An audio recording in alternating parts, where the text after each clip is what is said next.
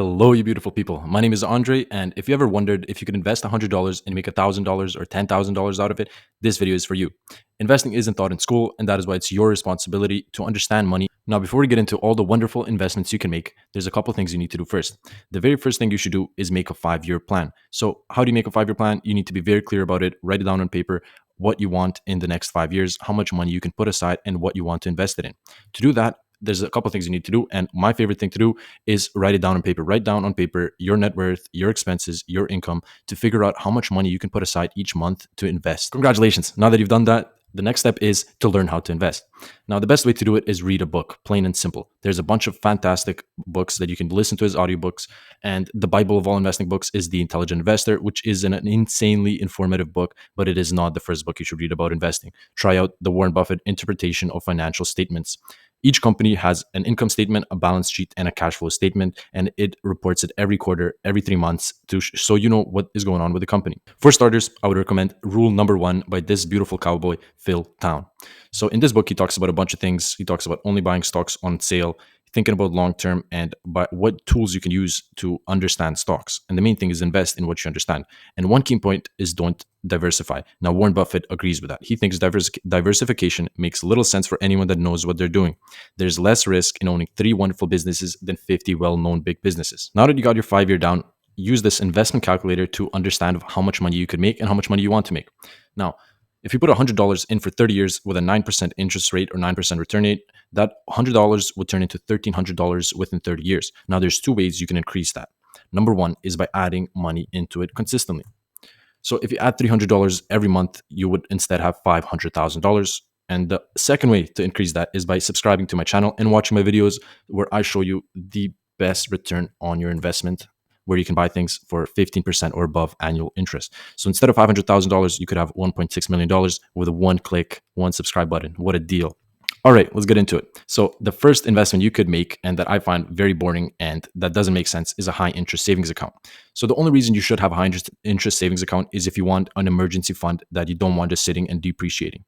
So currently in the US, the inflation rate is 3.2%. It was 6% a little while ago. And a high interest account can get you anywhere from 4 to 6% just for holding your money with that bank or with that platform. Now, the second most basic investment there is in commodities like gold and silver.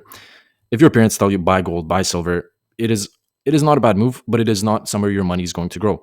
It is to protect your money so it doesn't decrease with inflation. Now let's put this to the test. What happens if you invested in gold or silver decades ago versus if you invested in the S&P 500? If you invested in the S&P 500, you would be up 5,500% versus being up only 900% on gold. Now, once you have your 5-year plan done, it's time to start investing. You already learned a couple of things. So the first thing you need to do is, if you're in Canada, you need to open a tax-free savings account, a TFSA. If you're in America, a Roth IRA. And if you're in the UK, an ICA.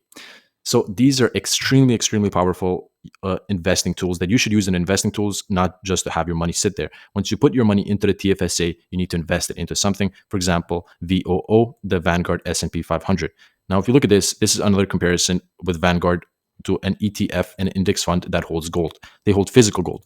So I think you might think is to really invest in gold and own gold, you need to buy it physically. No, you don't. With your TFSA, you can buy an ETF that physically holds gold and you just buy fractional shares of it and you own the little pieces of gold in your name. Now, what I like to do instead is invest in businesses. By buying a business, you own a small share of business that earns money and uses that money to reinvest in itself or give you back the money to make more money in the future.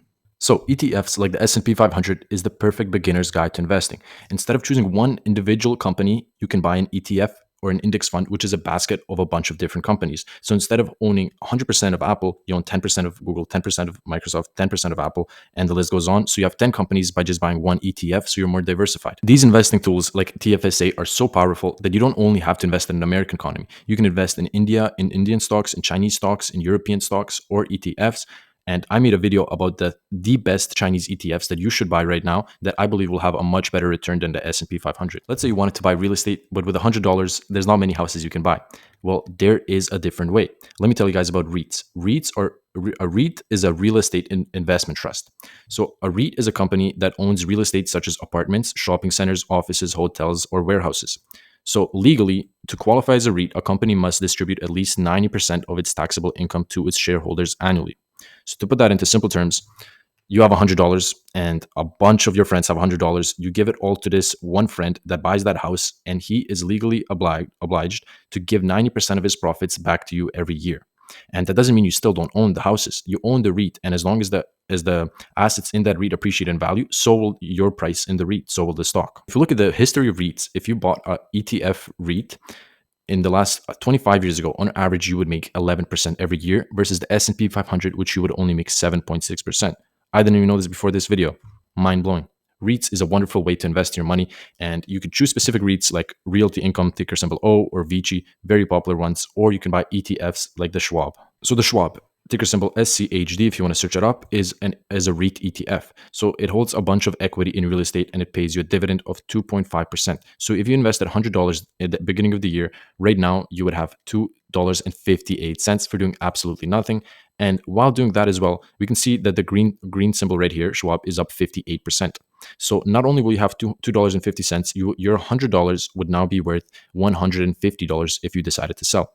And right here we can see the different REITs. So all of these guys own real estate, and you might think they might perform the exact same way. That's not the case. If you look at right here, the yellow one, Realty Income, is down 15%, while Vici is up 46%. And both of these guys, those two are companies, individual companies, versus the Schwab ETF. So the Schwab is much more diverse. So if one of the companies that the ETF holds falls 100%, you won't lose all your money. And what do we have to do in return for that? We pay an expense fee. An expense fee for the Schwab is extremely low at 0.06% a year.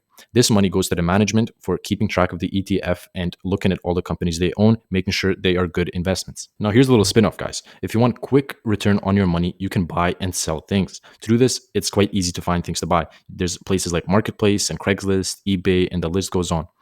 And there's also garage sales. So for example, if one Saturday you have $100 and you go to a couple garage sales, spend that $100 and resell those items for $200, you can make 100% on your money in the same day or whenever you sell the items. So you want to buy individual stocks? Listen to this first.